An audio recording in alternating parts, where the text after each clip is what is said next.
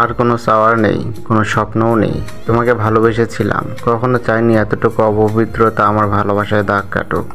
আমার সমস্ত আস্থার বিশ্বাস থেকে তা রক্ষা করেছিলাম, যার ফলাফল তুমি হারিয়ে গেলে। ভেবেছিলাম স্বপ্ন আছে বলেই মানুষ বেঁচে আছে, স্বপ্ন আছে বলেই মানুষ তার লক্ষ্যে পৌঁছায়। আজ যা বুঝলাম তার সবটাই উল্টো। স্বপ্ন কখনো সত্যি হয় না, তোমাকে কোনো দোষ দেব না। ভুল যা ছিল সবই আমার। আমি জানি তুমি কি ছিলে, কেমন ছিলে, তবে আমিও কোনো ভুল করিনি, কারণ আমি জানতাম তুমি যে সুখের ঠিকানা খুঁজেছিলে সেখানে কোনো সুখ ছিল না, ছিল বুক ভরা কষ্ট। আর কষ্ট মানেই হচ্ছে একটা তাজা নরক। আমি জেনে শুনে তোমাকে সেই নরকে নিয়ে আসতে পারি না।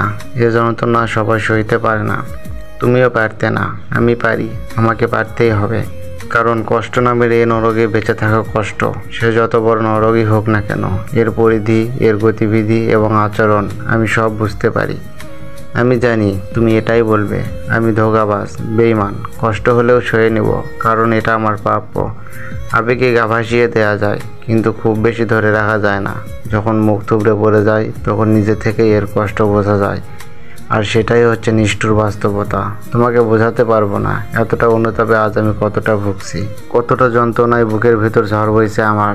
জীবনের আকাশে আর কোনো চাঁদ নেই, চাঁদের আলোও নেই। কতটা দুর্বিষহ সেই যন্ত্রণা, কেউ বোঝে না, কাউকে বোঝানোও যায় না, যা একটি মানুষের পক্ষে সয়ে যাওয়া নিতান্তই কষ্টের। মাঝে মাঝে মনে হয় আমি হয়তো মানুষই নই, আমি একটি যন্ত্রের পুতুল মাত্র, যাকে মানুষ রোবট বলে।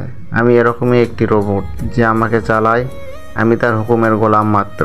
আমি কষ্ট পেলেও তার কিছু যায় আসে না, কারণ সে জানে রোবটের নিজের বলে কোনো কিছুই নেই। ইতিটাই সত্যি, আমিও রক্ত মাংসে করা একটি মানুষ, আমারও একটি মন আছে, কষ্ট পেলে কাঁদার জন্য দুটি চোখও আছে। কিন্তু কেউ বুঝলো না, আর কাউকে বলবো না আমার কষ্টের ইতিকথা। যদি কখনো এই কথাগুলো জানতে পারো তাহলে আরও বেশি ঘৃণা করবে আমায়।